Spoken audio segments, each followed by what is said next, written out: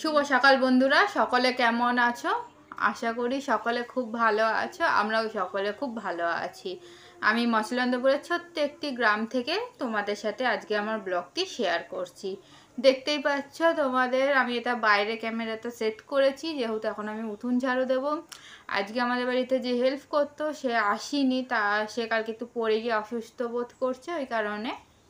তো আজকে তো তোমাদের সকাল থেকে সকালবেলা উঠে ভোরবেলা প্রায় 5টার সময় উঠে মেয়েকে খাওয়ানোর পরে চলে এসেছিলাম রান্নাঘরে। সেগুলো তো তোমাদের দেখানো হয়নি, যেহেতু সেই সময় আমি না মানে ভিডিও করতে পারি না, এত তাড়াহুড়োর মধ্যে থাকি। যেহেতু হাজব্যান্ড 6টার মধ্যে বাইরে হাঁটতে বেরোয়, ওই কারণে প্রথমে মেথি জল, ড্রাই ফ্রুট এগুলো সমস্ত কিছু দেওয়া লাগে হাজব্যান্ডকে। তারপরেই 8টার মধ্যে টিফিন রেডি করতে হয়। এবার তোমরা তো জানোই একটা সংসারে কম কাজ থাকে না বন্ধুরা, ওই কারণে তোমার সকালের দিকে আর ভিডিও করতে পারি না। আর এত গরম পড়েছে কি বলবো বন্ধুরা, ওই কারণে তো আর মানে কখন ভাবি কাজগুলো আমি কমপ্লিট করতে পারবো, শুধু সেই চিন্তা করি। যেহেতু তার মধ্যে পুচকুকে অনেকবার দুধ খাওয়াতে আসতে হয়, তার বাইরে শুধু তো রান্না নয়, ঘরে শুধু রান্না করলাম হয়ে গেল না, তার বাইরে অনেক কাজ থাকে। যদিও হেল্প করার জন্য একজন আছে, তবুও তার বাইরে তো একটা সংসারে কম কাজ থাকে না। এদিক পরিষ্কার করা, ওদিক পরিষ্কার করা। এই যে তোমার হচ্ছে সকালবেলা তিনি ঝাড়ু দিয়ে চলে যায়, মুছে আবার আমাকে কিন্তু দ্বিতীয়বার মুছতে হয়, ঝাড়ু দিতে হয়, সেটা তোমরা দেখেছো। যেহেতু তখন তো আমার রান্না হয় না, রান্না হওয়ার পর তারপর নিচে নোংরা পড়ে, সেইগুলো পরিষ্কার করে ঝাড়ু দিতে হয়। যেহেতু এখন থেকে অভ্যাস না করলে, তোমার মেয়ে বড় হচ্ছে, কদিন পর হাঁটতে শিখবে, তখন তো আমাকে করতেই হবে। এবার অভ্যাস থাকলে সেই জিনিসগুলো ভালো হয়। আর দেখতে পাচ্ছ গাছতলায় তো আম ভরে গেছে, তোমাদের তো আমি কালকেও দেখিয়েছিলাম। প্রত্যেক দিন এইরকম এত এত আম ফেলে দিচ্ছি, কি যে দুঃখ লাগে বন্ধুরা, কি বলবো তোমাদের। আর এবছর না আর মনে হয় না, যেহেতু একটা গাছে আম হচ্ছে, তাও হয়তো আর কপালে জুটবে না এবছর, আমাদের কিনে খেতে হবে হয়তো। আর এই গাছের আমে তো এমনি পোকা হয় না, বাইরে থেকে কিনে আনলে তো আমে পোকা হবে। কি করা যাবে বলো বন্ধুরা।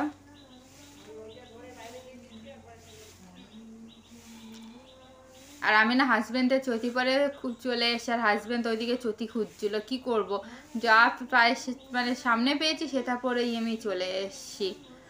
আর এখন বুঝতে পারছি বন্ধুরা, মা হওয়াটা কিন্তু সহজ না। সংসার জীবন তো সবাই করে, মাও তো সবাই হয়, কিন্তু একটা মায়ের যে কতটা দায়িত্ব থাকে সেটা এখন উপলব্ধি করতে পারছি। বিয়ের পর অতটা টের পাইনি, তখন এদিক ওদিক করে সময় কেটে গেছে, করা হয়ে গেছে। কিন্তু এই যে এখন হয়তো এক এক দিন, প্রত্যেক দিন তো আর রাতে মেয়ে ঘুমায় না, এক এক দিন রাতে হয়তো জেগে থাকলো, সেইগুলো তার সাথে সময় পার করতে হয়।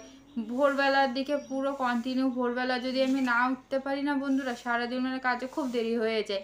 যেহেতু 11টার মধ্যে ওকে স্নান করানোর থাকে, এক এক সময় হয়তো 11:15-তে ওকে স্নান করাতে হয়, যেহেতু যেদিন খুব গরম পড়ে ও আর থাকতে চায় না, ওই কারণে। আর দেখতেই পাচ্ছে এত বড় বাগান বাড়ি ঝাড়ু দেওয়া তো মুখের কথা না, অনেক কষ্ট হয়ে গেছিলো যদিও, তবুও করতে তো হবে, সে অসুস্থ এই কারণে, না হলে তো সেই করে। আরও বিশেষ করে রাখা কিন্তু এই উঠোনটা ঝাড়ু দেওয়ার জন্য, যেহেতু একার পক্ষে আমার সম্ভব হয় না প্রত্যেক দিন তোমার। এবার মাঝে মধ্যে ইচ্ছা হলে তখন দিই, যেহেতু বিয়ের পর দিয়েছি, যেহেতু বিয়ের পর করোনা বছর ছিল, তখন তো কাউকে কাজে রাখিনি, তখন এরকম দিতাম। আমটা দেখো অত বড় আম পুরো নষ্ট, শিল পড়ে আমগুলো পুরো নষ্ট হয়ে গেছে, এত শিল পড়েছে। আর এর খোসা পাতলা তো আমের, ওই কারণে আরও বেশি। ওই দেখো ওইগুলো সব আমে কিন্তু ভর্তি, তোমাদের তো দেখিয়েছি। আর বন্ধুরা কি বলবো, কখন সকাল হয় কখন রাত্রি হয় এখন আর টের পাই না। যেহেতু উঠে কখন ভাবে কাজগুলো কমপ্লিট করতে পারবো, কখন মেয়েকে সময় দিতে পারবো। যদিও মেয়েকে সময় দেওয়ার জন্য মারা আছে, মা আছে, হাজব্যান্ড আছে, তবুও নিজেরও তো একটু ইচ্ছা করে মেয়ের সাথে টাইম করবো, একটু মেয়ের সাথে খেলবো, মেয়েকে একটু আলাদাভাবে কি বলবো, ঠিক মানে বুঝে উঠতে পারছি না তোমাদের কি বলবো। তোমরা তো যারা মা হচ্ছে তারা বোঝো যে সন্তানের সাথে থাকতে মাদের কত ভালো লাগে, সন্তানের হাসি খুশি মুখটা দেখতে, সন্তানের সাথে খেলতে সব মায়েরই ভালো লাগে। তেমন আমারও খুবই ভালো লাগে ওর সাথে টাইম করতে। ওই কারণে তাড়াহুড়ো করে সমস্ত কাজ আমি সেরে নিই, যাতে আমাকে পরে না কোথায়। আর এখন কি বলতো বন্ধুরা, সত্যি কথা বলতে না, তোমার এই গরমের ওয়েদারের জন্য না আরো বেশি তোমার ইয়ে হচ্ছে। ওকে তো বাইরে বের করতে পারি না, এর জন্য ওর পেছনে আরো বেশি টাইম দিতে হয়। যেহেতু বাইরে ঘুরতে গেলে কি হয়, ওর বাইরে ঘুরছে সেই ফাঁকে আমি করে নিই। আর যেহেতু বেশিরভাগটা সব কিছু একার হাতে সামলাতে হয়, ওইখানে গিয়ে আম খুঁজছি আমি। যেহেতু ওখানে তোমার লাউ গাছ দেওয়া আছে, ওখানে টিনের ওপর থেকে আম পড়ে ওই পাশে, একখানা পেয়েছি ওখান থেকে। পুরো নষ্ট হয়ে গেছে আমগুলো এবার আমাদের গাছের। কই হ্যাঁ, কি হয়েছে? তোমারও গরমে ভালো লাগছে না? ভালো লাগছে না গরমে? হ্যাঁ, কি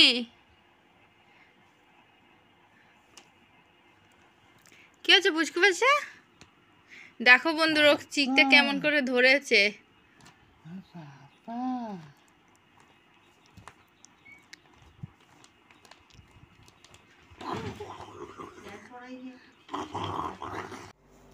খাওয়া দাওয়ার পর এই যে তোমার বাকি কাজগুলো কমপ্লিট হয়নি, সেগুলো এখন করব। খাওয়া দাওয়ার পর জানলা খুলে তোমাদের দেখাচ্ছি। দেখো বাইরে কি রোদ্দুর আর কি গরম, ওই কারণে জানলাটা এখন বন্ধ করে নেব। দেখো কাছের ইয়ে করেও গরম আসে, এত বাইরে ওয়েদার যে পুরো লু বইছে এখানে। যে ভালো করে পর্দাগুলো দিয়ে নিলাম এবার আমি। আর এই যে মা সমস্ত পুচকুর কাপড়গুলো ভাঁজ করে রেখে দিয়েছে এখানে। এবার এই যে আমি ড্রেসিং টেবিলটা পরিষ্কার করে নিচ্ছি, যেহেতু সকালবেলার দিকে না আমি পারিনি আজকে করতে, যেহেতু অনেক কাজ ছিল, যেহেতু উনি আসেনি ওই কারণে এক্সট্রা একটু কাজ হয়ে গেছে, ওই কারণে আর পারলাম না তখন সকালের দিকে। যেহেতু তোমার একটা টাইমের মধ্যে সমস্ত বাধা ধরা,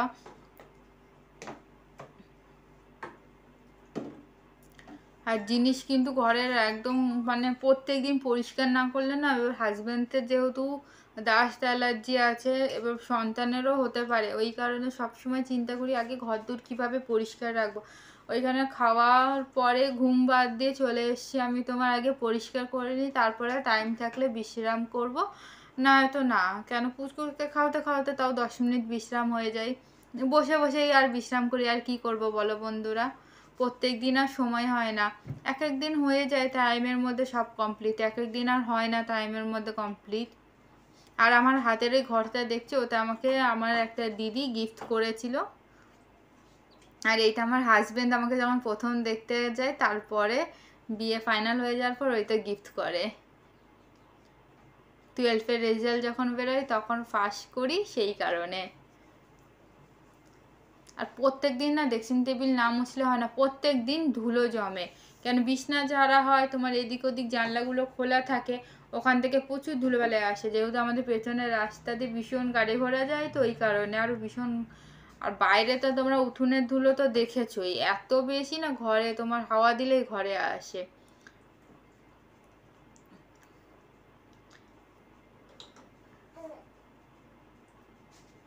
ওইদিকে উকি দিয়ে দেখলাম পুচকুসোনা উঠেছে কিনা, যেহেতু আমি তোমার ওকে ঘুম পাড়িয়ে রেখে তারপর কাজগুলো করছি। ওইদিকে একটু নড়ছিল বলে একটু হাজব্যান্ড থেকে বললাম একটু থাবা দিয়ে দাও ওকে, একটু হাত ধরে মানে পিঠের ওপরে হাত দিয়ে রাখো, দেখো ঠিক হয়ে যাবে, চুপচাপ ঘুমবে। আর এইখানে আমার আর হাজব্যান্ডের আলাদা আলাদা চিরুনি, আমার লাল চিরুনিটা, হাজব্যান্ডের সাদা চিরুনিটা। ড্রেসিং টেবিল আমার প্রায় পরিষ্কার করা হয়ে গেছে, এবার ভালো মতো এইগুলো মুছে নেবো তাহলে হয়ে যাবে। আর এই ইয়েটা দেখতে পাচ্ছ, এটা আমার শাড়ি, শাড়িতে একখানাই ছিল, হয়তো ভুল করে ওরা ইয়ে করে দিয়েছে, আমি ওটা খুলে ড্রেসিং টেবিলে লাগিয়ে নিয়েছি। হাই তুলছি, ঘুম পাচ্ছিল, কি বলবো বন্ধুরা। এরপরে চলে এসেছি শোকেসটা পরিষ্কার করতে। আজকে ঘরে তেমন মুছতে পারিনি, মা তাও খাবার টেবিলের জায়গাটা মুছে দিয়েছিল, ওইখানে তোমার অনেকটা কাজ কমে এসেছিলো আমার। বারবারই ঘুম পাই, কি করব।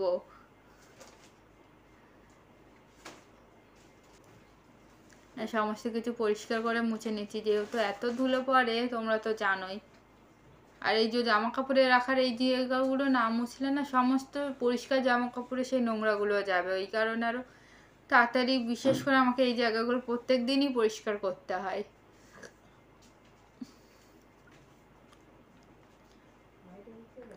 আরেকটা জিনিস দেখো, হাজব্যান্ডের জামা কাপড়ের জায়গাটা তোমরা শুধু মানে একটা করে বের করবে কোনো রকমে, ব্যাস, যদি না পেয়েছে খুঁজে পুরো ওলট পালট করে রেখে দেবে। মানে সপ্তাহে আমাকে যে কতবার ওই জায়গাটা গোছাতে হয় তার কোনো হিসাব নেই।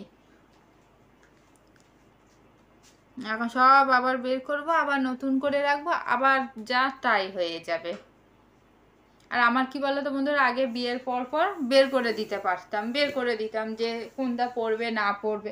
এখন তো সেটা পারি না করতে, যেহেতু তোমার আমি রান্নার দিকে থাকি, তখন হাজব্যান্ডের দরকার হয়, হাজব্যান্ড নিজেই তখন বের করে নেয়। এই কারণে এখন এই জায়গাটা আমি ভালো মতো পরিষ্কার করে গুছিয়ে নেব। বন্ধুরা চলে এসেছি বিকালবেলা রান্নাঘরে, প্রায় 5:30 বাজে। আমার খাবার সব গরম হয়ে গেছে। এই যে কড়াই, তোমার খাবার গরম হয়ে গেছে। এদিকে চা বসিয়ে দিয়েছি, ভাত বসিয়েছি, আর এই যে এখানে দুধটা রেখে দিচ্ছি, দুধটা এবার জাল দেবো। বাইরের ওয়েদারটা শুধু দেখো, মানে কি বলবো বন্ধুরা, এত গরম, মানে ঠিক পরিমাণে না, তোমার বাইরেই বেরোতে পারছি না সকাল থেকে। আর এই যে তোমার আগের দিন পাড়া থেকে একজনকে বলা হয়েছিল তো দানা কলা এনে দিতে, তরকারি খাবো বলে।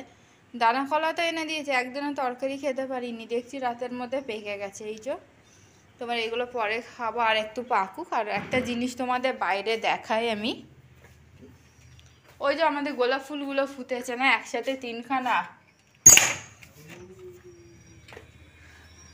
এই দেখো বাইরে চলে এসছি। এই দেখো একসাথে দেখো 3খানা করে এসছি, কি সুন্দর দেখতে লাগছে না? এগুলো একসাথে ফুটলে না অনেক সুন্দর দেখতে লাগবে। এটাও তোমাদের দেখাবার। বাগানটা না পুরো জঙ্গলে ভরে গেছে।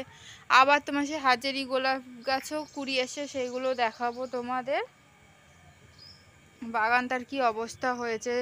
একটু শাক আছে, দেখি কালকে তুলতে পারি কিনা শাকগুলো বিকেলবেলা। কোথায় যাবে তুমি? বেরু বেরু যাবে? হাসি নেই কেন মুখে? ঘুম পেয়ে গেছে মনে হয় আবার ওর। এই তো উঠলো ঘুম থেকে। ঘুম হয়নি, আজকে ঘুমাবে। কালকে ভালো ঘুম হয়নি। বাচ্চাদের তো এই একদিন ভালো ঘুমায় তো আর একদিন করে। না, না, দেখো মায়ের হাত কেমন ভাবে খাবে ও, নিজের হাত রেখে দিয়েছে, এতক্ষণ নিজের হাত খেয়েছে, হয়নি। হাত খায় না, হাত খায় না। ওই দুষ্টু, ওই যে দেখো দেখো দেখো দেখো, সবাইকে একটু হাই করে দাও। হাই বন্ধুরা, সবাই একটু কমেন্ট করো।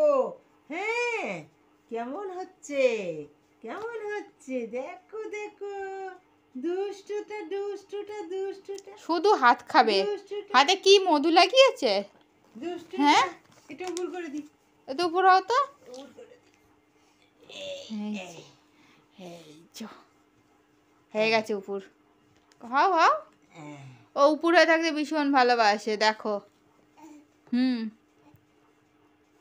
আর ও না এগোনোর চেষ্টা করে একা একাই, দেখো তোমরা।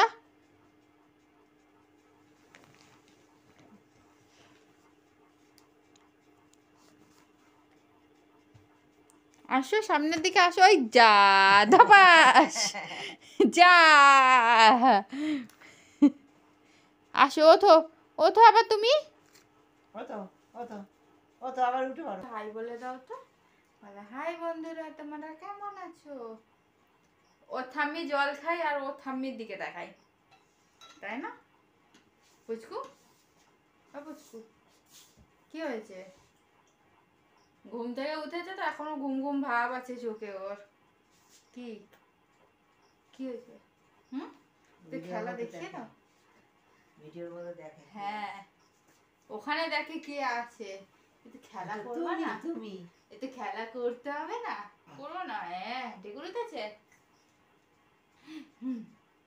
ঠিক আছে বন্ধুরা, আমি আমার ব্লগটাকে এখানেই শেষ করে দিচ্ছি। যদি তোমাদের ভালো লাগে অবশ্যই আমার চ্যানেলকে সাবস্ক্রাইব করো, লাইক করো, শেয়ার করো এবং আমার পাশে থেকো তোমরা। আমি জানি তোমরা আমার পাশে আছে তবুও। আর এখনও যারা আমার চ্যানেলকে সাবস্ক্রাইব করোনি অবশ্যই আমার চ্যানেলকে সাবস্ক্রাইব করো। আর আজকে আমি সাথে খুব একটা সুন্দর রেসিপি মা ছেড়েছে, সেটা অবশ্যই তোমরা কিন্তু একবার ট্রাই করো। আর ট্রাই করো কিন্তু কমেন্টে আমাকে জানিও যে তোমাদের কেমন লাগলো সেই রেসিপি। আর কি বলবো বন্ধুরা, আমার পাশে থেকো, আমাকে তোমরা আশীর্বাদ করো, এগিয়ে যেতে তোমরা আমাকে সাহায্য করো। আর আমি আমার ব্লগটিকে এখানেই শেষ করে দিলাম। ঠিক আছে, সবাইকে টাটা করে দাও। টাটা বন্ধুরা। দুষ্টু দুষ্টু দুষ্টু দুষ্টু।